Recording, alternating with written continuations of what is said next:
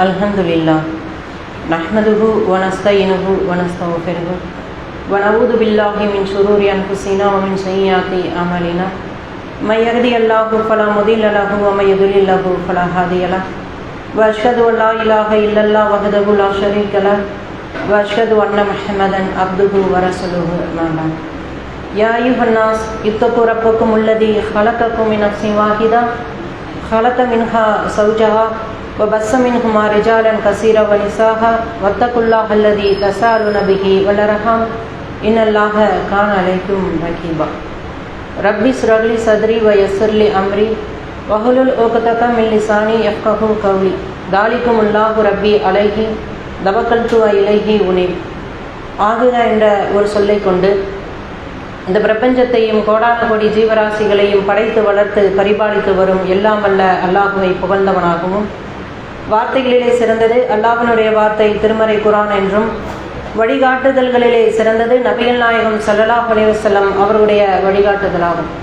இவை இரண்டும் தவிர்த்து இந்த மார்க்கத்தில் புதிதாக ஏற்படுத்தப்படும் ஒவ்வொரு வணக்க வழிபாடுகளும் சடங்கு சம்பிரதாயங்களும் பித்அத் எனும் அனாச்சாரமாகும்.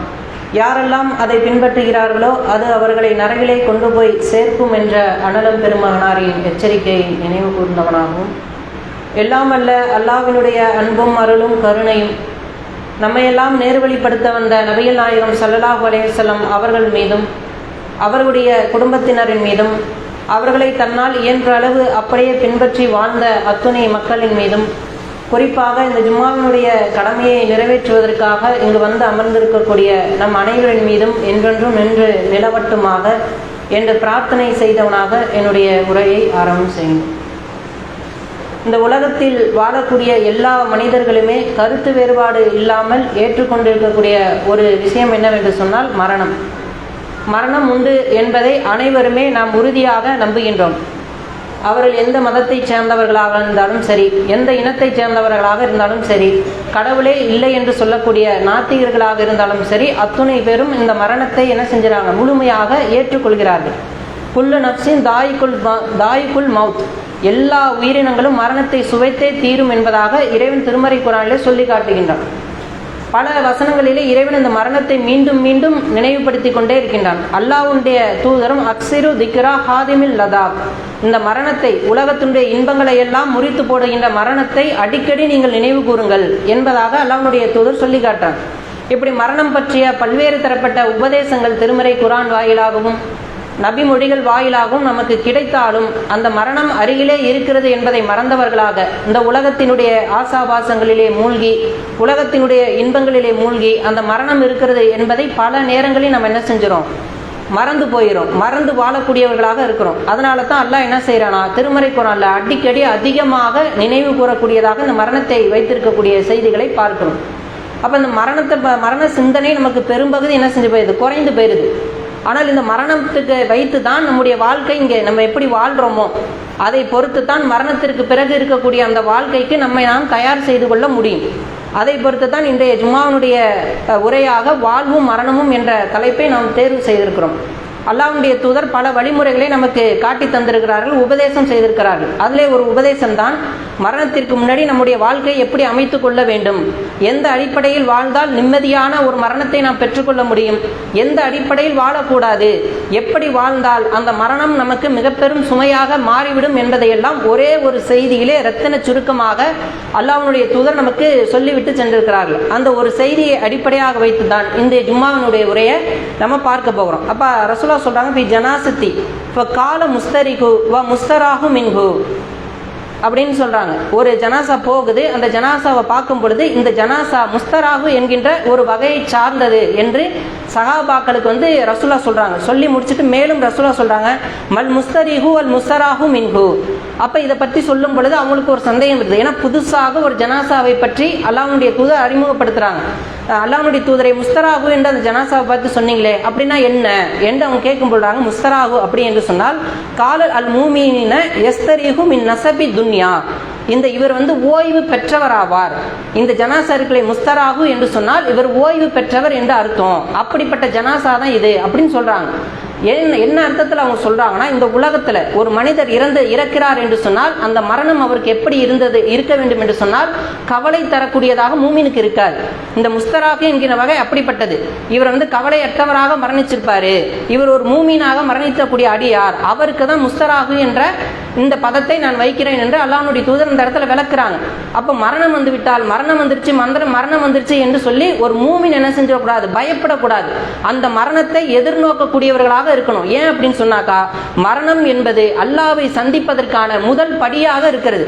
அப்ப அதை நம்ம அல்லாஹ்வை சந்திக்கிறோம்னா அந்த மரணத்தை சந்திச்சுதான் ஆகணும். இங்க இருக்கக்கூடிய எல்லாத்தையும் யாரெல்லாம் அல்லாஹ்வை பார்க்கணும், கை தூக்குங்கன்னா எல்லாருமே தூக்கிடுவீங்க. யார் மரணிக்க தயாராக இருக்கீங்க அப்படிங்கிற ஒரு கேள்வியை முன்னாடி வச்சோம்னா பல பேர் என்ன செய்ய மாட்டோம், கைகளை தூக்க மாட்டோம். ஏன்னா மரணம்னா பயம். ஏன் அந்த மரணத்தை பார்த்து பயப்படணும்? மரணத்தை பார்த்து ஏன் பயம் வருதுன்னா, நம்ம எந்த விதமான நல்ல அமல்களும் செய்யல, அதனாலதான் மரணத்தை பார்த்து பயப்படுறோம். ஆனா ஒரு மூமினாக இருக்கக்கூடிய வாழ்க்கை மரணத்தை பார்த்து அச்சப்படக்கூடியதாக, பயப்படக்கூடியதாக இருந்துவிடக் கூடாது. அந்த மூமின் எப்படி இருக்குன்னா, எல்லா நல்லவித காரியங்களும் செய்து வைத்திருந்தால் நிம்மதியாக என்ன செய்வாரு, அந்த மரணத்தை ஏற்றுக்கொள்வார், அந்த மரணத்தை நோக்கி செல்வார். ஆனா நம்முடைய வாழ்க்கை எப்படி இருக்கு, எல்லாரும் சிந்திச்சு பாருங்க. ஒவ்வொரு மூமினும் எப்படி இருக்கணும்னா, எல்லா நல்ல விதங்களையும் செஞ்சிருக்கணும். தொழுகை, வணக்க வழிபாடுகள், பிற மக்களுக்கு செய்யக்கூடிய, நம்ம உறவு முறைகளுக்கு செய்யக்கூடிய, அண்டை வீட்டாருக்கு செய்யக்கூடிய, சக சகோதரர்களுக்கு செய்யக்கூடிய எல்லா கடமைகளையும் சரியாக முறையாக நம்ம செய்து வைத்திருந்தால் பயம் வராது. அவருக்கு நோய் வந்தாலும் பயப்பட மாட்டாரு. மிகப்பெரிய ஒரு நோய் வந்தாலும், உயிர்கொல்லி நோய் வந்தாலும் அதை நினைச்சு என்ன செய்ய மாட்டாரு, கவலைப்பட மாட்டாரு, கண்ணீர் சிந்த மாட்டாரு. அதை என்ன செய்வாரு, ஒரு உறுதியான தன்மையோட நம்ம அல்லாஹ்வை பார்க்க இருக்கிறோம் என்கின்ற நிம்மதியோடு அந்த மரணத்தை என்ன செய்வாரு, அவர் எதிர்கொள்வார். அப்படித்தான் ஒவ்வொரு மூமினுடைய வாழ்க்கையை நம்ம என்ன செய்யணும், இருக்கணும். அதைத்தான் ஓய்வு பெற்றவர் பார். ஏன் அவர் அப்படி நினைக்கிறார்னா, இந்த உலகம் என்பது ஒரு சிறைச்சாலை. சிறைச்சாலையில் இருக்கிறதுக்கு எந்த மனிதனாவது விரும்புவானா? அப்படி எல்லாரும் விரும்பிட்டோம்னா வக்கீல் தேவையில்லையே, வக்கீலை போய் பார்க்க மாட்டாங்களே. அப்ப இந்த உலகம் என்பது சிறைச்சாலை என்று அல்லாஹ்வுடைய தூதர் சொல்றாங்க. என்னென்ன கஷ்டம்லாம் அவனுக்கு இருக்கு. இந்த உலகம் சைத்தானுடைய மாய வலையால் பின்னப்பட்டிருக்கிறது. அவனால் பல்வேறு கஷ்டங்களுக்கும் துன்பங்களுக்கும் நம்ம ஆளாகிறோம். அல்லாஹ் தடுத்த, அல்லாஹ்வுடைய தூதர் தடுத்த பல காரியங்கள் நம்ம செய்வதற்கு காரணமாக இருக்கக்கூடிய காட்சிகளை பார்க்கிறோம். உலகம் எங்குமே என்ன செய்யுது, மிகப்பெரிய அளவுல பாவம் தான் வியாபித்து கிடக்கு. அப்ப இறையச்சத்தை கொண்டு அந்த பாவத்தை மிஞ்சி அதை ஜெயித்து அல்லாஹ்வுடைய பாதையில் வர்றதுக்கு ஒவ்வொரு மூமினுக்கு என்ன மிகப்பெரிய போராட்டமாக இருக்குது. தொழுகைக்கு காலம் ஃபஜ்ருடைய தொழுகை எடுத்துக்கொள்ளுங்க, அதுக்கு எவ்வளோ ஒரு போராட்டம் எல்லா மனிதர்களுக்கும் தெரியும். ஏன்னா எல்லாருமே இதை உணர்ந்திருக்கிறோம். இவ்வளோ பெரிய ஏகத்துவத்தை ஏற்ற ஒரு இயக்கமாக இருக்கு. ஆனால் ஃபஜ்ருக்கு எத்தனை பேர் வர்றோம்? நிர்வாகிகளே பல பேர் என்ன செய்யறதில்ல, பல ஊர்களில் வரதில்லை. ஆனால் ஏகத்துவவாதி நம்ம சொல்றோம். அப்போ அதுக்கே இவ்வளோ பெரிய போராட்டம் இருக்கு. அப்போ பெரும் பெரும் பாவங்கள், விபச்சாரங்கள், இந்த இவ்வளவு பெரிய விஷயங்கள் என்ன செய்யுது? உலகத்தில் எங்க திரும்பினாலும் என்ன பாவமாக குமிந்து கிடக்கிறது. இப்போ இந்த பாவத்திலேருந்து ஒரு மனிதன் மீண்டு வர வேண்டும்னா எவ்வளோ சிரமம். அப்ப இப்படிப்பட்ட சிரமங்கள்லேருந்து ஒரு மனிதன் விடுபடுவதற்கு விடுதலை பத்தம் தருவது எதுவாக இருக்கிறது என்று சொன்னால் அவனுடைய மரணமாக தான் இருக்கிறது. அப்ப அந்த மரணத்தை எப்படி விரும்பணும்?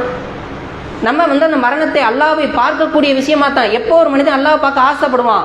எல்லா விதமான நல்ல அமல்களும் அல்லாஹ்வை சந்திக்கக்கூடிய அளவிற்கு பாவம் இல்லாத மனிதராக, அந்த பாவம் மன்னிக்கப்பட்ட மனிதனாக அவன் இருக்கணும். அப்பதான் அந்த மரணத்தை என்ன செய்வான்? இலகுவான முறையில எதிர்கொள்வான். அப்படிப்பட்ட சூழ்நிலை இல்லையே இன்னைக்கு. நம்மள யாராவது பேசக்கூடிய நானாக இருக்கட்டும், கேட்கக்கூடிய நீங்களாக இருக்கட்டும், மரணத்தை எதிர்கொள்வதற்கு நான் தயார் என்று சொல்லி முன்னாடி வருவதற்கு நம்மள எத்தனை பேர் தயாரா இருக்கும் சொல்லுங்க. அப்ப இப்படி ஒரு மரணத்தை தான் நம்ம என்ன செய்யணும்? ஒவ்வொருவரும் எதிர்பார்க்கணும். அதைத்தான் அல்லாஹ்வுடைய தூதர் சொல்றாங்க, முஸ்தராகு என்று சொல்லி அந்த மௌத்தை பற்றி சொல்லி காட்டுறாங்க. அல்லாஹ்வுடைய தூதர் தன்னுடைய வாழ்க்கையில் என்ன செஞ்சாங்க? இதை செயல்படுத்தி காட்டினாங்க. அவங்களுக்கு கடுமையான நோய், மரணத்தினுடைய இறுதி நிலையில இருக்காங்க. எந்த அளவுக்கு என்று சொன்னால் அவங்களால நடக்க முடியல. 2 பேர் தோல்ல கை போட்டுக்கிட்டு கால் இழுத்துக்கிட்டே தொழுகையை நிறைவேற்றுறாங்க. அந்த அளவுக்கு மோசமாக இருக்கு உடல்நிலை. 2 பேருடைய வேதனையை ஒரு ஆள் நான் என்ன செய்யறேன், நான் அனுபவிக்கிறேன் என்று சொல்லி அல்லாஹ்வுடைய சொல்லக்கூடிய அளவுக்கு கடுமையான வேதனையில இருந்தாங்க. அப்ப அந்த நேரத்துல ஃபாத்திமா ரலியல்லாஹு அவங்க என்ன செய்யறாங்க? அவங்கள சந்திச்சு ரொம்ப கவலைப்பட்டு அழுகிறாங்க. அப்ப அல்லாஹ்வுடைய தூதர் சொல்றாங்க, ஃபாத்திமாவே, இன்றைய தினத்துக்கு பிறகு எனக்கு எந்த விதமான கவலையும் இல்லை, எந்த விதமான கஷ்டமும் துன்பமும் இல்லை. நான் என்னுடைய உயர்வான நண்பனிடத்துல செல்ல இருக்கிறேன் என்று சொல்லி அல்லாஹ்வுடைய தூதர் என்ன சொல்றாங்க? ஃபாத்திமா ரலியல்லாஹு அவங்ககிட்ட என்ன செய்யறாங்க? சொல்றாங்க. அப்ப ஏன் அல்லாஹ்வுடைய தூதர் இப்படி சொல்றாங்க? அவங்க மரணிக்க போறாங்க. அந்த மௌத்தை எப்படி எதிர்கொள்றாங்க? எந்த விதமான கவலையும் இல்லாமல் அழகிய முறை, அதுதான் எனக்கு நிம்மதியான வாழ்வு, அந்த வாழ்க்கை தான் சிறந்த வாழ்க்கை என்று சொல்லி அவங்க என்ன செய்யறாங்க? அந்த வாழ்க்கையை அவங்க தேர்ந்தெடுக்கிறாங்க. மரணத்தை கவலை இல்லாமல் அவங்க என்ன செய்யறாங்க? அணுகக்கூடிய காட்சிகளை பார்க்கிறேன். ஏன் என்று சொன்னால் ஒரு சாதாரண மனிதன் செய்யக்கூடிய அமல்களை விட பல மடங்கு என்ன செய்யறாங்க? அல்லாஹ்வுடைய தூதர் தன்னுடைய வாழ்க்கையில அமல்களை செஞ்சாங்க. தொழுகையா இருக்கட்டும் எல்லாரை விட அதிகமாக, நோன்பாக இருக்கட்டும் அதிகமாக, அதே போல தான தர்மங்களாக இருக்கட்டும் காற்றை விட வேகமாக அல்லாஹ்வுடைய தூதர் என்ன செஞ்சாங்க? தான தர்மங்களை செய்தார்கள் என்று பார்க்கிறோம். அப்ப இந்த மாதிரி நன்மைகளை அவர்கள் செய்து வைத்திருந்ததனுடைய காரணமாகத்தான் அவர்கள் இலகுவாக எந்தவித பயமும் கவலையும் பதற்றமும் இல்லாமல் அந்த மரணத்தை அணுகினார்கள் என்பதை அவருடைய வாழ்க்கையிலிருந்து பார்க்கிறோம். அதே போல அப்துல் ரஹ்மான் பின் அவுஃப் அவங்க என்ன செய்யறாங்க? இஃப்தாருக்கு அவங்க வீட்டில் விருந்து வைக்கிறாங்க. எல்லா விதமான உணவுகள், வகை வகையாக உணவுகள் கொண்டு வைக்கப்படுது. உணவுகள்லாம் கொண்டு வைக்கப்பட்டுச்சு. ஆனால் அவங்களுடைய கண்கள்லேருந்து என்ன செய்யுது? கண்ணீர் வழிந்து கொண்டே இருக்கின்றது. ஒலை கொதிக்கும் பாருங்க, தண்ணி போட்டுட்டு அரிசியை போடுவோம், ஒலை கொதிக்கும். அப்படி ஒரு அந்த சத்தம் இருக்கு இல்லையா, அது போன்ற சத்தம் வருது. எல்லா நபித்தோழர்களும் திரும்பி பார்க்குறாங்க. அவர்களுடைய உதவியாளர் கேட்குறாங்க, ஏன் இப்படி அழுகிறீங்க? விதவிதமான உணவுகள் இருந்தால் அது உண்பதற்கு தான் எல்லா மனுஷனும் என்ன செய்வான்? விரும்புவான். நீங்கள் எல்லா உணவுகளையும் வைத்துக்கொண்டு அழுதுகிட்டு இருக்கீங்களே, என்ன காரணம் அப்படின்னு அவங்க கேட்குறாங்க. கேட்கும் பொழுது அவர் சொல்றாரு, என்னுடைய நண்பர் இருந்தார் முசைப் இப்னு உமைர், அவர் என்ன செஞ்சாரு? எனக்கு முன்னாடி மரணிச்சு போயிட்டாரு. அவர் மரணிச்சு அந்த நேரத்தில் அவருடைய ஜனாசாவை அளக்கிறதுக்கு எங்கள்கிட்ட பெரிய பொருளாதாரம் இல்லை, அவருக்கு துணி இல்லை, அவருடைய தலையை மூடினால் கால் தெரிந்தது, காலை மூடினால் தலை தெரிந்தது. அந்த அளவுக்கு மோசமான வறுமையில் இருந்தோம், சாப்பாடு இல்லை. இப்படி எல்லாம் இருந்தா கூட அந்த சூழல் எப்படி இருந்துச்சுன்னா குழப்பம் இல்லாத காலமாக இருந்துச்சு. அப்படியே குழப்பம் இருந்தா கூட அல்லாஹ்வுடைய தூதர் இருந்தாங்க. எங்களுக்கு இறையச்சத்தை பற்றி போதிக்கக்கூடிய பயான்களை சொல்லி, அறிவுரைகளை சொல்லி அந்த குழப்பத்திலிருந்து எங்களை மீட்டு விடுவார்கள். அந்த நல்ல காலத்திலேயே, ஒரு சிறப்பான காலத்திலேயே என்னுடைய தோழர்கள் எல்லாம் இறந்து போயிட்டாங்க. ஹம்சா இறந்துட்டாரு, முசைப் இப்னு உமைர் இறந்துட்டார், எல்லாருமே அந்த காலத்தில் இறந்துட்டாங்க. ஆனால் நாங்கள் இருக்கக்கூடிய இந்த காலம் வசதி வாய்ப்புகள் பெருகி இருக்கிறது, எல்லாமே எங்களுக்கு இருக்கிறது. நான் என்ன நினைக்கிறேன்னா, அவங்களுக்கு அல்லாஹ் எல்லா நன்மைகளையும் கொடுத்து விட்டு எங்களுக்கான நன்மைகளாக இந்த உலகத்தை கொடுத்துட்டானோ, உலகத்தினுடைய உணவுகளை கொடுத்துட்டானோ, உலகத்தினுடைய இன்பங்களை கொடுத்து விட்டு மறுமையில் எதுவுமே இல்லாமல் ஆக்கி விடுவானோ என்று அஞ்சுகின்றேன். அதனால் தான் எனக்கு கண்ணீர் வருகிறது, இது குழப்பம் நிறைந்த காலமாக இருக்கிறது என்று சொல்லி அவங்க என்ன செய்யறாங்க? கடுமையான கவலையை தெரிவிக்கிறாங்க. ஏன் அவங்க கவலைப்படுறாங்க? இந்த குழப்பம் மிகுந்த காலத்தில் வாழ்றதை விட மௌத்தா போயிடுறது நல்லது. அவங்க மௌத்தா போயிட்டாங்களே, எந்த பிரச்சனையும் இல்லை, நல்ல காலத்தில் வாழ்ந்தாங்க, குழப்பம் இல்லாமல் வாழ்ந்தாங்க, அமல்களை செஞ்சாங்க, சகிதாயி அவர் மன்னிச்சு போயிட்டாரு. நான் இன்னும் வாழ்ந்துகிட்டு இருக்கிறேனே, இந்த வாழ்க்கை எனக்கு துன்பம் தரக்கூடியதாக இருக்கிறது, இன்பம் தரக்கூடியதாக இல்லை, மரணமே எனக்கு இன்பம் தரக்கூடியதாக இருக்கிறது என்று சொல்லி அவங்க என்ன செய்யறாங்க, அந்த மரணத்தை பற்றி சிந்தித்து மரணம் வேண்டும் என்று அவங்க என்ன செய்யறாங்க, அவங்க சிந்திச்சு பார்க்கறாங்க என்று சொன்னா எப்படி இருக்கும்? நம்ம இப்போ உயிரோட வாழ்றதோட சரி இறந்து போயிருந்தா இந்த தீமையெல்லாம் இருந்திருக்காதே, குழப்பம்லாம் இருந்திருக்காதே, இவ்வளோ கவலைகள் இருந்திருக்காதே, மௌத்தா போயிருந்தா அல்லாஹ்வின் புறத்தில் நான் போயிருந்திருப்பேனே என்று சொல்லி அவங்க என்ன செய்யறாங்க, அந்த மரணத்தை பற்றிய சிந்தனை அவங்களுக்கு இருந்தது என்று சொன்னால் இந்த உலகத்தை அவங்க எப்படி நினைச்சிருக்காங்க சிந்திச்சு பாருங்க. நம்முடைய வாழ்க்கை எப்படி இருக்கு? உலகம் உலகம் உலகம் என்று சொல்லி உலகத்தின் பின்னாலேயே ஓடக்கூடியவர்களாக அனைத்தையும் மறந்து, மார்க்க சட்டங்களை மறந்து, மார்க்க வழிமுறைகளை, வணக்க வழிபாடுகளை எல்லாத்தையும் துச்சமாக நாம் நினைத்து கொண்டு இந்த உலகத்தில் இப்படியே மனம் போன போக்கிலே வாழ்ந்தோம் என்று சொன்னால் எப்படி இந்த மரணம் வரும் பொழுது இன்பமாக மரணத்தை எதிர்கொள்ளக்கூடிய, பதட்டம் இல்லாமல் எதிர்கொள்ளக்கூடிய ஒரு தைரியம் நமக்கு வரும். சிந்திச்சு பாருங்க. பாலஸ்தீனத்தில் பார்க்கிறோம் எப்படி எதிர்கொள்றாங்க. சின்ன சின்ன குழந்தைகள் மரணிக்க தயார், அந்த அளவுக்கு அவங்க இருக்காங்க. எப்படி வாழ்க்கை, உணவு இல்லை, இருக்க இருப்பிடம் இல்லை, தந்தை இல்லை, தாய் இல்லை, சின்ன குழந்தை சொல்லுது. சம்சுதீன் காஸ்மி அவங்க போய் என்ன செய்யறாங்க, ஒரு குழந்தைகிட்ட கேட்குறாங்க, எங்கள் ஊரில் எல்லா வசதியும் இருக்கு, உணவு இருக்கு, நீ தங்க இடம் இருக்கு, அழகழகான உடைகளை நான் வாங்கி தரேன், எங்கள் ஊருக்கு வந்துடுறீங்களா அப்படின்னு கேட்குறாங்க. அப்போ அந்த குழந்தை சொல்லுது, உங்கள் ஊரில் வந்தால் இது எல்லாமே கிடைக்கும், ஆனால் இங்கே இருந்தால் தானே சகீதுடைய அந்தஸ்து கிடைக்கும், இது உங்கள் ஊரில் கிடைக்குமா? இப்படி நான் சகீதான சொர்க்கம் கிடைக்குமே, உங்கள் ஊருக்கு வந்தால் அது கிடைக்குமா? அது உத்தரவாதம் இருக்குமா? இங்கே இருந்தால் அது எனக்கு உறுதியாக உத்தரவாதமாக கிடைக்கும் என்பதாக என் இறைவன் சொல்லிக் கொடுக்கின்றான், அதனால் நான் இங்கே இருக்கிறேங்கிறான். அப்ப அப்படி தன்மை இருக்கா? இருக்கக்கூடிய வாழ்க்கை நமக்கு சிறப்பான வாழ்க்கை இருக்கு. குறிப்பாக தமிழ்நாட்டில் வாழக்கூடிய நம்ம இன்னும் லக்ஸூரியான வாழ்க்கையை வாழ்றோம். இந்த வாழ்க்கை பத்தாது என்று சொல்லி இன்னும் வாழ்க்கை வசதிகளை பெருக்கிக் கொள்வதற்காக நம்மளுடைய வாழ்க்கை போராட்டம் இருக்கு. ஆனா அவங்களுடைய வாழ்க்கை போராட்டம் இது வாழ்வதற்கே மிகப்பெரிய போராட்டமா இருக்கு. இன்னொரு அம்மாவுடைய பேட்டி பார்க்குறோம், என்னுடைய வீட்டை இழந்துட்டேன், வீட்டை அவங்க குண்டு போட்டு அழிச்சிட்டாங்க, அல்ஹம்துலில்லா சொன்னேன். என் மகன் சிறைக்கு போனான், அல்ஹம்துலில்லா சொன்னேன். இன்னொரு மகன் இப்ப இறந்துட்டான், நான் அல்ஹம்துலில்லா சொல்றேன். இனி நீ சோதிச்சாலும் நான் அல்ஹம்துலில்லா சொல்லுவேன் என்று அவங்க சொல்றாங்கன்னா எப்படி ஒரு மனதைரியம்? அவங்களுடைய வாழ்க்கை எதற்காக சிந்திச்சு பாருங்க. எல்லாமே இந்த மார்க்கத்திற்காக தான். எனக்கு வரக்கூடிய துன்பங்களா அல்லாஹ் இந்த துன்பத்துக்கு பதிலாக பகரமாக சுவனத்தை தருவான், அப்படி ஒரு சிந்தனை நம்மள்ட்ட இருக்கா?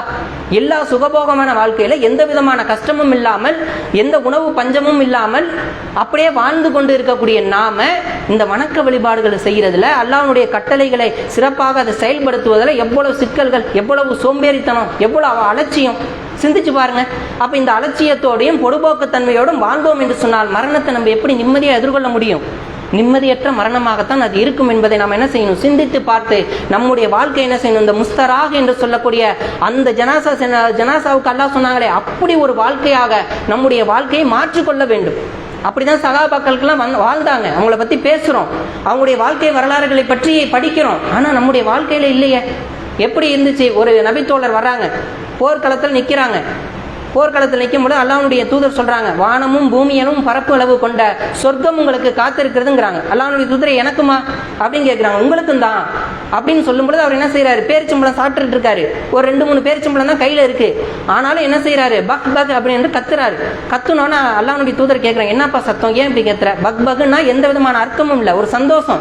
இப்ப நமக்கு ஹஜ்ஜுக்கிட்ட இலவசமா ஒரு டிக்கெட் கிடைச்சிருச்சு, ஹஜ்ஜுக்கு போலான்னா எவ்வளவு சந்தோஷமா இருக்கும். அப்படி ஒரு சந்தோஷத்துல அவர் கத்துறாரு. கத்திட்டு இந்த பேரிச்சம்பளத்தை தூக்கி போட்டு போர்க்களத்துக்கு ஓடுறாரு. அப்ப அவர் என்ன சொல்றாருன்னா, இந்த பேரிச்சம்பளத்தை 2 தானே இருக்கு, 2 இல்ல 3 இருக்கு, அதை சாப்பிடக்கூட நேரத்தை கூட இந்த உலகத்திலே வீணடிக்க நான் வாழ்வதற்கு நான் ஆசைப்படவில்லை. எனக்கான சொர்க்கம் நேரா இருக்கு, சொர்க்கம் கிடைக்கிட்டு ரசூலுல்லாஹ் சொல்லிட்டாங்க. நான் செய்ய வேண்டியது என்ன, நான் களத்துல இறங்கணும், போர் செய்யணும், நான் கொல்லப்படணும், இவ்வளவுதான் பாக்கி. அப்ப இந்த பேரிச்சம்பளத்தை இன்னும் ஒரு 5 நிமிஷம் ஆகுமா, ஒரு 10 நிமிஷம் ஆகுமா அந்த பேரிச்சம்பளத்தை சாப்பிட்டு முடிக்க? அவ்வளவு காலம் கூட இந்த உலகத்தில் வாழ்வதற்கு நான் விரும்பவில்லை, சுவனத்தை நோக்கி நான் போறேன் என்று சொல்லி அவங்க என்ன செய்யறாங்க, களத்துல இறங்குறாங்க, போரிடுறாங்க, மரணிக்கிறாங்க. அப்ப அவங்களுடைய சிந்தனை எப்படி இருந்துச்சு? இந்த உலகம் என்பது அற்பமாக நினைத்தார். நம்மளும் அப்படித்தான். இது சிறைச்சாலை, இதை விட மிகப்பெரிய இன்பங்கள் என்ன இருக்கு, மறுமையில இருக்கு. நம் கண்கள் கண்டிராத, நம் கற்பனையில் வராத மிகப்பெரிய அற்புதங்களை எல்லாம், மிகப்பெரிய அருள் கொடைகளை எல்லாம், மிகப்பெரிய பரிசுகளை எல்லாம் இறைவன் என்ன செஞ்சிருக்கிறான், அந்த சுவனத்திலே வைத்திருக்கின்றான் என்று சொன்னால் அதற்குத்தான் நம்ம ஆசைப்படணும். இந்த சிறைச்சாலையிலிருந்து விடுதலை பெறுவதற்குத்தான் நம்ம என்ன செய்யணும், விரும்பணும் என்பதை இந்த முஸ்தராக் என்று சொல்லக்கூடிய இந்த ஒரு சின்ன ஒரு 2 வரிகளில் நம்முடைய ஒட்டுமொத்த வாழ்வையும் அடக்கி இப்படித்தான் வாழ்க்கை இருக்க வேண்டும், இப்படி வாழ்க்கை இருந்தால் நிரந்தரமான நிம்மதியான ஒரு வாழ்க்கையை நோக்கி அந்த மரணத்தை எதிர்கொண்டு நிரந்தரமான வாழ்க்கைக்கு நாம் செல்வோம் என்பதாக அல்லாஹ்வுடைய தூதர் ரத்தின சுருக்கமாக இதில் சொல்லி காட்டுகிறார் என்று சொன்னால், அப்படிப்பட்ட ஒரு வாழ்வு நம்மிடத்தில் வர வேண்டும். ஒவ்வொரு மனிதரும் என்ன நினைக்கணும், இப்படித்தான் வாழ வேண்டும், இந்த மனிதரை போல் வாழ வேண்டும் என்பதை முன்மாதிரி முஸ்லீமாக நாம் இருக்க வேண்டும் என்பதை நம்ம பார்க்கிறோம். இரண்டாவது ரசூலுல்லாஹ் சொல்றாங்க, வாதாக இலா ரஹ்மத்தில்லாஹி, அவர்தான் ரஹ்மத்தை பெற்றவர், இறைவனுடைய அருளை பெற்றவர் என்பதாக அவங்க சொல்றாங்க. திருப்பி அந்த நபி தோழர் கேட்கிறாங்க, அல்லாஹ்வுடைய தூதர் இன்னொரு ஜனாசாவை பத்தி சொன்னீங்களே, அந்த ஜனாசா எப்படிப்பட்ட முஸ்தராஹு அப்படின்னு சொன்னீங்களே, அவங்க எப்படிப்பட்டவங்க என்று கேட்கும் பொழுது, வல் அப்துல் ஃபாஜுரு யஸ்தர்ஹு மின்ஹு இபாதுல் வல் பிலாத் வஸ் சஜரு வத் தப்வாபு, அவன் பாவியான அடியான், அவனுக்கு தான் முஸ்தராஹு என்று நான் சொன்னேன். அவனால் என்ன, ஒரு செடி கொடிகள் கூட நிம்மதியா இருக்காது, இந்த உலகத்தில் உள்ள எந்த மனிதருக்கும் அவனால் நிம்மதி இருக்காது, அப்படிப்பட்ட ஒரு கெட்ட மனிதனாக அவன் வாழ்வான் என்று சொல்லி சொல்றாங்க. அப்ப அந்த பண்புள்ள மனிதனாக நம்ம என்ன செஞ்சிடக்கூடாது, நம்முடைய வாழ்க்கையில வாழ்ந்து விடவே கூடாது. அது மிக மோசமான பண்புடைய ஒரு செயல்பாடு. அப்ப அப்படிப்பட்ட ஒரு செயல் இருக்கலாமானா இருக்கக்கூடாது. எல்லா மனிதரும் கெட்ட மனிதர்களாக நம்ம என்ன செஞ்சிடக்கூடாது, இருந்துடக்கூடாது என்பதைத்தான் இந்த இரண்டாவது ஜனாசா நமக்கு சொல்லக்கூடிய செய்தியாக பாடமாக இருக்கிறது. உலகத்தில் நம்முடைய வாழ்க்கை எப்படி இருக்கு சிந்திச்சு பாருங்க. சக மனிதர்கள்ட்ட எப்படி பழகிறோம், மனைவிமார்கள்ட்ட எப்படி நடந்து கொள்றோம், குழந்தைகள்கிட்ட எப்படி நடந்துக்கிறோம். பல மனிதர்கள் குடும்பத்தில் கூட என்ன செய்யறதில்ல, ஒரு நல்ல விதமாக நடந்து கொள்வது இல்லை. அக்கம் பக்கத்து வீட்டார்களிடத்தில் அன்பாக பண்பாக பாசமாக நடக்கக்கூடிய ஒரு காட்சிகள் என்ன இல்லை, நம்முடைய வாழ்க்கையில பார்க்க முடியல. பல மனிதர்களை பற்றி புறம் பேசுவது, அவதூறு பேசுவது, அவர்களுக்கு தீங்கு இழைப்பது, அவர்களுடைய சொத்துக்களை என்ன செய்வது, மோசடி செய்து பெறுவது, இப்படி பல வேலைகளை என்ன செய்யறோம், எல்லா மனிதர்களும் செய்யக்கூடிய காட்சிகளை பார்க்கிறோம். அப்ப இப்படி அடுத்தவர்களுக்கு துன்பம் தரக்கூடிய, செடி கொடிகளுக்கு துன்பம் தரக்கூடிய, பிற விலங்கினங்களுக்கு துன்பம் தரக்கூடிய மனிதர்களாக நாம் வாழ்ந்துவிடக் கூடாது என்பதாக அல்லாஹ்வுடைய தூதர் சொல்றாங்க. அவனுடைய வாழ்வை அவன் மரணித்து விட்டான் என்று சொன்னால் அவன் ஓய்வு கொடுத்தவரான். அவனால யாரெல்லாம் துன்பத்துக்கு ஆளாக்குனாங்களோ அவங்க எல்லாம் என்ன செய்வாங்க, ஓய்வு பெற்றவர்கள், அவங்க ஓய்வு பெற்றுவாங்களா, அப்பா நிம்மதி அடைவாங்களாம். செத்து ஒளிஞ்சான்ப்பா, இனிமே நமக்கு நிம்மதி தான், இவன்கிட்ட மாரடிச்சு போதும், நல்ல வேலை இறந்து போயிட்டான் என்று மனைவி நினைக்கக்கூடிய அளவுக்கு அவனுடைய வாழ்க்கை இருக்கும். செடி கொடிகளுக்கு கூட அதையும் சுட்டி காட்டுறாங்க, செடி கொடிகளுக்கு நிம்மதியா இருக்குமா, இவனால் அதுக்கு கூட நிம்மதி கிடையாது, கால்நடைகளுக்கு நிம்மதி கிடையாது என்று சொல்லி என்ன செய்யறாங்க, அல்லாஹ்வுடைய தூதர் விளக்குறாங்கன்னா, இப்படிப்பட்ட ஒரு வாழ்வு என்ன செஞ்சிடக்கூடாது, நம்முடைய வாழ்க்கையில வந்துடக்கூடாது. நம்மளால பிறருக்கு நன்மையா இருக்கணும். குறைந்தபட்சம் நம்ம நல்லவங்கிற பேர் கூட எடுக்க தேவையில்லை, நம்மளால யாருக்கும் பிரச்சனை இல்லைங்கிற அளவுக்கு நம்ம என்ன செய்யணும், நம்முடைய வாழ்க்கை இருக்கணும். அப்ப அந்த அடிப்படையில் இருந்தா தான் நம்ம மறுமையில வெற்றி பெறும். அப்படி இல்லாட்டி நாம் செய்த தொழுகையாக இருந்தாலும், நோன்பாக இருந்தாலும், தான தர்மங்களாக இருந்தாலும், எதுவாக இருந்தாலும் மறுமையில் என்ன செஞ்சிடப்படும், பிற மக்களுக்கு கொடுக்கப்பட்டோம். அப்ப போய் கேட்பான், இறைவன் அதிகமாக தொழுதனே, நோன்பு வச்சனே, தான தர்மங்கள் செஞ்சனே, நல்ல காரியங்கள் செஞ்சனே என்று அவன் சொல்லும் பொழுது, உன்னுடைய அத்தனை காரியங்களும் இவனை பத்தி புறம் பேசினீல, அவனுக்கு கொடுக்கப்பட்டுச்சு, இவனுக்கு மோசடி செஞ்சில, அவனுக்கு கொடுக்கப்பட்டுச்சு, இவனுக்கு அநீதி இழைச்சில, அவனுக்கு கொடுக்கப்பட்டுச்சு என்று சொல்லி ஒவ்வொருத்தருக்கும் அது பங்கீடு வைக்கப்பட்டு எதுவுமே இல்லாத ஓட்டாண்டியாக நம்ம என்ன செஞ்சிருவோம், மறுமையில மாறி போயிடுவோம். அது நமக்கு கை சேதப்பட்ட ஒரு நிலையை அங்கே ஏற்படுத்தி விடும் என்பதை நம்ம என்ன செய்யணும், புரிந்து கொள்ள வேண்டும். அப்ப இப்படி ஒரு மோசமான வாழ்க்கையை வாழ்ந்துடக்கூடாது. சின்ன எவ்வளவு பிரச்சனை, எதுவுமே ஒண்ணுமில்லாத பிரச்சனை, அண்டை வீட்டார்ட்ட உறவுகள் இல்லை, நண்பர்கள்ட்ட உறவுகளை, என்னடா பிரச்சனை அப்படின்னு பார்த்தாக்கா குப்பையை கொண்டு அங்க கொட்டியிருப்பார். இவர் குப்பையை கொண்டு அவர் வீட்டு வாசல்ல கொட்டியிருப்பார். இந்த செயல் தேவையாது. நம்ம வீடு எப்படி சுத்தமா இருக்குமோ அடுத்தவங்க வீடு அப்படித்தானே வச்சிருக்கணும், நம்மளை போலத்தானே பிறரையும் கருதணும். ஆனா இவரால தான் எல்லா பிரச்சனையும் ஆரம்பிக்கும். இந்த அற்பமான பிரச்சனைக்கு அவ்வளவு சண்டையா இருக்கும், அவரோட இணக்கமா இருக்க மாட்டார். அதே போல இயக்கத்துல இருக்கக்கூடிய, ஜமாத்துல இருக்கக்கூடியவங்க சக சகோதரர்கள்ட்ட என்ன போட்டி, பொறாமை, அவங்கள என்ன செய்யறது, மட்டமாக நினைக்கிறது, அவங்களோட பிரச்சனை, அவங்கள்ட்ட உறவு பேன்றதில்லை, உறவுகளிடத்துல உறவு பேன்றதில்லை. இப்படி எதை எடுத்துக்கொண்டாலும் சக மனிதர்களிடத்துல அன்பாக பழகக்கூடிய ஒரு பண்பு நம்மள்ட்ட இல்லை, விட்டு கொடுக்கக்கூடிய தன்மை இல்லை. நம்ம மேல தப்பே இல்லைன்னா கூட ஒரு மன்னிப்பு கேட்கறதுல என்ன வந்துடும், அதுல ஒரு கெத்து, அதுல ஒரு பெருமை, அதுல ஒரு இது. யார் கொடுக்கக்கூடிய இந்த கண்ணியப்படுத்துறதெல்லாம் அல்லாஹ்விட்டேந்து வருது. எந்த ஒரு மனிதர்கிட்ட கண்ணியம் பெற்றுவிட முடியாது, அது உண்மையான கண்ணியமாகவும் இருக்காது. அல்லாஹ் தரக்கூடியதுதான் உண்மையான கண்ணியமாக இருக்கும். இதை புரிந்து கொண்டு நாம் பணிவாக நடந்தாலே என்ன செஞ்சிருவாங்க, எல்லா மனிதர்களும் நம்மை நோக்கி வந்துருவாங்க. அப்படிப்பட்ட ஒரு மனிதனாக நம்ம இருக்கணும். நம்மளால பிறருக்கு என்ன செஞ்சிடக்கூடாது, எந்த விதமான தொந்தரவும் அவர்களுக்கு இருக்கக்கூடாது என்பதை புரிந்து கொள்ள வேண்டும். அப்படிப்பட்ட மனிதர் தான் ஃபாஜுரு என்கின்ற இந்த மனிதர். அப்ப இந்த மாதிரியான வாழ்க்கை நமக்கு வந்துடக்கூடாது. அதே போலதான் சஹாபாக்களுடைய காலம் முடிஞ்சோன, 4 கலிஃபாக்கள் காலம் முடிஞ்சோன ஹஜ்ஜாஜ் இப்னு யூசுப் என்று சொல்லக்கூடிய ஒரு கொடுங்கோலன் வர்றான். அவனுடைய ஆட்சி எப்படி இருந்துச்சுன்னா மிக மோசமான ஆட்சி. அவன் தான் அப்துல்லா இப்னு ஜுபைர் என்று சொல்லக்கூடிய நபி தோழர். அவங்கள என்ன செய்யறான்னா கொன்னு அவங்கள கொண்டு போய் ஒரு பேரிச்ச மரத்துல தூக்குல தொங்க விட்டுருக்கான். முறையாக அவர் அடக்கம் செய்யல. அவரை கொடுமைப்படுத்தி அவரை கொண்டு போய் பேரிச்ச மரத்தினுடைய அந்த இதில் தூக்கில் மாட்டி தொங்க விட்டுருக்கான் ஒரு முஸ்லீமுடைய அந்த உடலை. அவருடைய நண்பராக இருக்கக்கூடிய உமர் அலியுடைய மகன் வந்து பார்க்குறாரு. பார்த்துட்டு நீங்கள் எப்படிப்பட்டவங்க, எல்லா தொழுகையிலும் தொழக்கூடியவர்களாக இருந்தீங்க, நோன்பு வைக்கக்கூடியவர்களாக இருந்தீங்க, தகஜத்தை தொழக்கூடியவர்களாக இருந்தீங்க, உறவுகளை பேணக்கூடியவர்களாக இருந்தீங்க, உங்களை கெட்டவன் என்று சொல்லி இவன் கொன்று விட்டானே, நீங்கள் கெட்டவர் என்று சொன்னால் இந்த உலகத்தில் யார் தான் நல்லவர் என்று சொல்லி அந்த இடத்துல என்ன செய்யறாரு, அவருடைய நண்பர் அழுது புலம்பி அவருடைய அந்த அமல்களை பற்றி பேசிவிட்டு போறார். இதை கேட்ட உடனே என்ன செய்யறான், அந்த பாடியை எடுத்துட்டு போயிட்டு யூதர்களுடைய அடக்க ஸ்தலத்தில் தூக்கி எறிஞ்சிறான். முறையாக அடக்கம் செய்ய முடியல. அவர்களுடைய தாயாரையும் என்ன செய்யறான், கடுமையான வார்த்தைகளால் அவன் பேசக்கூடிய இதெல்லாம் வரலாறுல பார்க்கிறோம். அது ஒரு நீண்ட நெடிய செய்தி. அப்ப இவ்வளவு மோசமா நடந்தான். இவன் தான் நமக்கு படிப்பின. இவனை போன்று நம்ம என்ன செஞ்சிடக்கூடாது, நம்முடைய வாழ்க்கை இருந்துடக்கூடாது. எல்லா மனிதர்களையும் நேசிப்போம். நேசிக்கிறனால ஒண்ணுமே ஆயிடக்கூடாது, நன்மை தான் விளைய போகுது. அப்ப எல்லா மனிதர்களையும் நேசிக்கக்கூடியவர்களாக இருக்கணும். இந்த இரண்டாம் மனிதராக நாம் ஒருபோதும் என்ன செஞ்சிடக்கூடாது, வாழ்ந்து விடக்கூடாது. அப்படி வாழ்ந்தோம் என்று சொன்னால் நமக்கு கடுமை, அந்த மரணம் என்பது மிக கொடூரமாக இருக்கணும். நல்ல மனிதர் போயிட்டாருப்பா அப்படிங்கிற வார்த்தையை சொல்லணும். நல்ல வேளை இவன் போயிட்டான்ப்பாங்கிற மாதிரி நம்மளுடைய வாழ்க்கை இருந்துடக்கூடாது. சமீபத்திய உதாரணம் சகோதரர் கோவை ஐயூப் அவங்களுடைய வாழ்க்கையினுடைய உதாரணத்தை பார்க்கும். அவ்வளவு மரணத்தை பற்றி பேசினார்கள். அவருடைய வாழ்க்கையில முடிந்த அளவுக்கு பின்பற்றினார்கள். அவங்களுடைய வாழ்க்கை எப்படி இருந்துச்சு, அவங்களுடைய ஜனாசா தொழுகையில எவ்வளவு பேர் கலந்துக்கிட்டாங்க, நேரில் போய் பார்த்தவங்கள்ட்ட கேட்டு தெரிஞ்சுக்கோங்க. அவ்வளவு பேர்களும் உள தூய்மையோடு வந்து இவருக்கு சொர்க்க வாழ்க்கைக்கு மன்னித்திரணும், அல்லாஹ் மன்னிக்கணும் என்று சொல்லி அத்தனை பேரும் உள தூய்மையோடு ஒரு துவா செஞ்சாங்க. அப்ப இந்த ஒரு வாழ்க்கை எப்படி இருந்துச்சு, பார்க்கறதுக்கு கேட்கறதுக்கு எவ்வளவு மகிழ்ச்சியா இருக்கு. அப்ப இதே போன்று ஒரு 40 நபர்கள் 100 நபர்கள் நமக்கு தொழக்கூடிய அளவிலாவது நம்முடைய வாழ்க்கை என்ன செஞ்சிருக்கணும், பிற மனிதர்களோடு நேசித்து நட்போடு பழகி சகோதரத்தோடு இதே போன்று பிரார்த்தனை பெறக்கூடியவர்களாக நாம் மரணிக்க வேண்டும் என்பதையெல்லாம் இந்த சம்பவம் நமக்கு உணர்த்துகிறது. அப்ப அப்படிப்பட்ட மக்களாக நாம் வாழ வேண்டும். அப்படி அந்த நன்மையை பெறக்கூடியவர்களாக வாழ அல்லாஹ் அருள் புரிய வேண்டும் என பிரார்த்தனை செய்ததாக முதல் உரையை நிறைவு செய்யும்.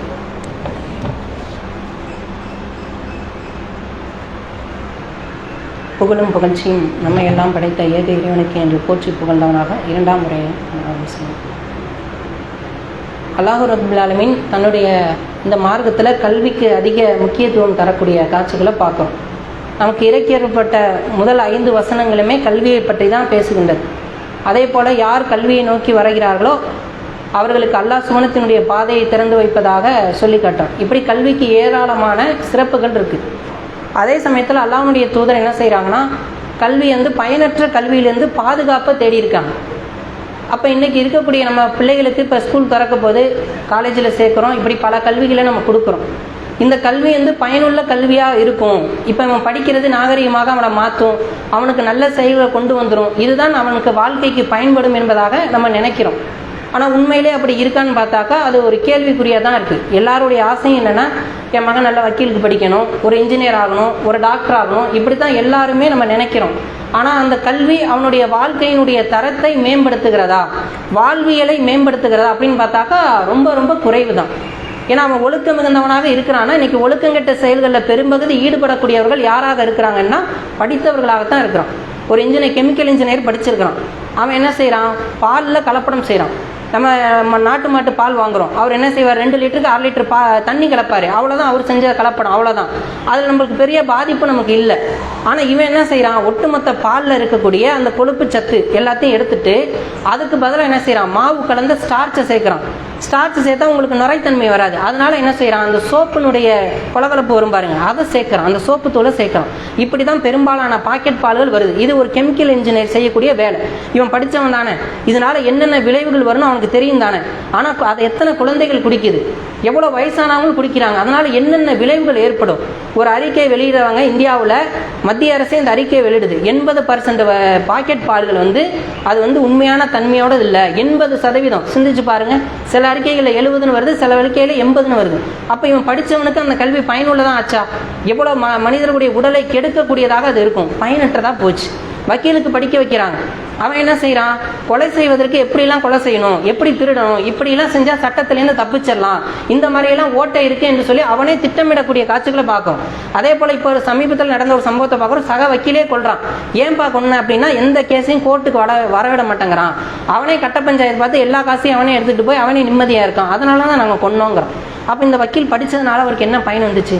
அதே போல் இன்ஜினியருங்கிறாங்க, பல மாடி கட்டடம் கட்டுறான், அதுக்கு எந்த அளவில் கம்பி போடணும், எந்த அளவில் சிமெண்ட் போடணும், அதெல்லாம் கலக்காமல் அந்த கட்டடம் இடிஞ்சு விழுந்து பல்வேறுபட்ட மக்களுக்கு என்ன செய்கிறாங்க, இறந்து போகிறாங்க. சமீபத்தில் கன்னியாகுமரி மாவட்டத்தில் கூட இந்த நாகர்கோவில் போகக்கூடிய அந்த பாலம் பல ஆண்டுகள் நீடிக்கும் என்று சொல்லி போட்டாங்க. ஆனால் என்னாச்சு, 2 வருஷம் கூட தாங்கலை, உடஞ்சி உழப்பக்கூடிய நிலைமையில் அது இருக்குங்கிறாங்க. அப்போ இதையெல்லாம் படித்தவன் தான் செய்கிறான். டாக்டரை பார்க்குறோம். இப்போ சமீபத்தில் ஊபியில் ஒரு 25,000 மக்களுக்கு என்ன செஞ்சுருக்காங்க, 25,000 ரூபாய்க்காக அந்த ஊரில் இருக்கக்கூடிய பல்வேறு தரப்பட்ட பெண்களுக்கு கர்ப்பப்பையை எடுத்துட்டாங்க. என்னடா காரணம், 25,000 ரூபா அதில் கிடைக்கும், அந்த ஆப்ரேஷன் பண்ணால் 25,000 வரும், எங்களுக்கு லாபம் அதில் 5,000 இருக்கும். அந்த 5,000 ரூபாய்க்காக ஊரில் இருக்கக்கூடிய பெரும்பாலான பெண்களுக்கு அந்த கர்ப்பப்பையை எடுத்து விட்டுட்டாங்க. அப்போ இப்படி ஒரு மோசமான செயலை பார்க்குறோம். இப்படி எந்த ஒரு விஷயத்தை எடுத்தாலும் அவங்க என்ன செய்கிறாங்க, அந்த கல்வி அவங்களுக்கு அறிவை கொடுக்கல. சில பேரை பார்க்கணும், என் மகன் நல்லா இருந்தாங்க, நல்லா தொழுதுகிட்டு இருந்தாங்க, நல்லபடியாக இருந்தான், ஸ்கூலுக்கு போனால் வீணாக போயிட்டான், காலேஜுக்கு போனால் பல கெட்ட பழக்கங்கள் அவனுக்கு வந்துட்டு, அப்போ அந்த கல்வி அவனுக்கு என்ன செய்யலை, பயனுள்ள கல்வியாக இல்லை, அந்த கல்வி ஒழுக்கம் மிகுந்ததாக அவனுக்கு இல்லை. அப்போ ஒழுக்கம் மிகுந்த கல்வி எது தான் அப்படின்னு பார்த்தோம்னாக்கா லுக்மான் அலைஹிஸ்ஸலாம் தன்னுடைய மகனுக்கு சொல்லி கொடுக்குறாங்க. அதுதான் ஒழுக்கமிக்க கல்வி, அதுதான் இறையச்சம் தரக்கூடிய கல்வி. நம்ம ஒரு 2-3 ஆண்களுக்கு முன்னதாக நம்ம என்ன செய்யணும், சவுதி அரேபியாவில் நடந்த ஒரு சம்பவம். ஒரு ஆட்டு இடையர், ஆடு மேய்க்கக்கூடியவர், அவர் ஆடு மேய்ச்சிக்கிட்டே இருக்கிறாரு. ஒரு வண்டியில் வர்றாங்க, வந்து ஒரு ஆட்டை எனக்கு கொடுங்க, நான் உனக்கு காசு தரேன் அப்படின்னு சொல்லி அந்த ஆட்டை கேட்குறாங்க. அப்போ அவர் என்ன சொல்ல, இல்லை நான் கொடுக்க மாட்டேன், எங்கள் முதலாளி என்னை நம்பி இந்த பொறுப்பை ஒப்படைச்சிருக்கிறாரு, அதை நான் முறையான அடிப்படையில் இதை நான் நிறைவேற்றணுங்கிறார். இல்லை அவர் தான் இங்கே இல்லை நான் உனக்கு அதிகமான காசு தரேன், இந்த ஆட்டை கொடு அப்படின்னு சொல்லும்போது அவர் சொல்கிறார், அவர் என்னை பார்க்காட்டினாலும் என் இறைவன் என்னை பார்த்துக்கிட்டு இருக்கிறான், அப்போ என் இறைவனுக்கு நான் பதில் சொல்லக்கூடியவனாக நான் இருக்கிறேன் என்று சொல்லி அந்த இடத்துல என்ன செய்கிறாரு, அவர்களுக்கு ஒரு பாடத்தை எடுக்கிறார். அதை பார்த்த பல பேர் என்ன செய்கிறாங்க, உலகத்தில் இருந்து எல்லா இடத்துல இருந்தும் பணக்காரர்கள் அவர்களுக்கான உதவி தொகையை பேங்க்ல போட்டு இதை அந்த சகோதரர்கிட்ட கொடுத்துருங்க அப்படின்னு சொல்றாங்க. அப்ப அவருடைய இறையச்சம் எப்படி இருந்துச்சு பாருங்க. யாருமே இல்லை, ஆனா என் அல்லாவுக்கு நான் அஞ்சுறேன் அப்படிங்கிறாங்க. இதைத்தான் லுக்மான் அலைஹிஸ்ஸலாம் தன்னுடைய மகனுக்கு சொல்லி கொடுத்தாங்க. எப்படி சொல்லி கொடுத்தாங்க, பூமியினுடைய அடியில பாறைகளுக்கு இடுக்கல ஒரு சின்ன கடுகளவு ஒரு விஷயம் இருந்தாலும் அதை அல்லாஹ் நாளைக்கு என்ன செய்வான், மறுமையில கொண்டு வருவான். நீ எப்படி அல்லாஹ்வுடைய நீ அஞ்சுக்கொள், அவன் எப்படியேப்பட்ட இடமா இருந்தாலும் கரும் இருட்டில் இருந்தாலும் அவன் கொண்டு வருவான். அப்படிப்பட்ட ஆற்றலுடையவன் இறைவன். அதனால நீ தனிமையில் இருக்கும்போது இறைவனை அஞ்சுக்கொள் என்று சொன்னார். அப்ப இப்படி ஒரு பாடத்தை நம்முடைய குழந்தைகளுக்கு சொல்லி கொடுத்துருக்கோமா. நீ எங்க இருந்தாலும், செல்போன் பார்த்தாலும், நீ என்ன தவறு செய்தாலும், அத்தா இல்லாட்டினாலும், சகோதரர்கள் இல்லாட்டினாலும் ஒன்னு அல்லாஹ் கண்காணிச்சுக்கிட்டு இருக்கிறான். இதை குறித்து அல்லாஹ் மறுமையில் என்ன செய்வான், கேள்வி கேட்பான் என்று சொல்லி இப்படிப்பட்ட ஒரு கல்வியை நம்முடைய குழந்தைகளுக்கு கொடுத்துருக்குறோமா. இப்போ சமீபத்தில் நம்ம கிளாஸ் எடுத்தோம், பல பேருக்கு அல்லாஹ்னா யாருன்னு தெரியல, கேள்வி கேட்குறோம், உங்கள் வீட்டில் போய் கேட்டு வாங்குங்கிறோம், எந்த பதிலுமே இல்லை.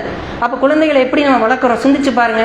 அல்லாஹ்வை பற்றி, தான தர்மங்களை பற்றி எப்படி நடக்கணும், எதெல்லாம் செய்யக்கூடாது, எது ஹலால் எது ஹராம் சொல்லி கொடுத்துருக்கோமா. அப்போ எது பயனுள்ள கல்வி. இந்த கல்வி படிக்கக்கூடாதுன்னு நம்ம சொல்லலை, அந்த கல்வி படித்தாலும் அந்த கல்வியின் படி நடப்பதற்கு ஒழுக்கத்தை பேணுவதற்கு எது முக்கியம், இறையச்சம் முக்கியம். அப்போ அந்த இறையச்சத்தை பற்றிய கல்வி தான் முதலாவதாக உனக்கு தேவை. அப்படி ஒரு கல்வியை நம்ம போதிச்சிருக்கணும்னா இல்லை.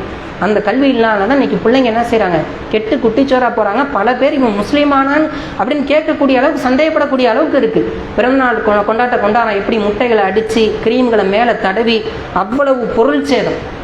ஒரு விரயத்தை எப்படி செய்யறாங்க, வீண் விரயம் செய்வார்கள் சைத்தானின் சகோதரர்கள். எல்லா வேலையும் பார்க்குறாங்க, பெற்றோர்களே அவன் சின்ன பிள்ளை தானே அப்படின்னு சொல்லி சமாளிக்கக்கூடிய இருக்குல்ல.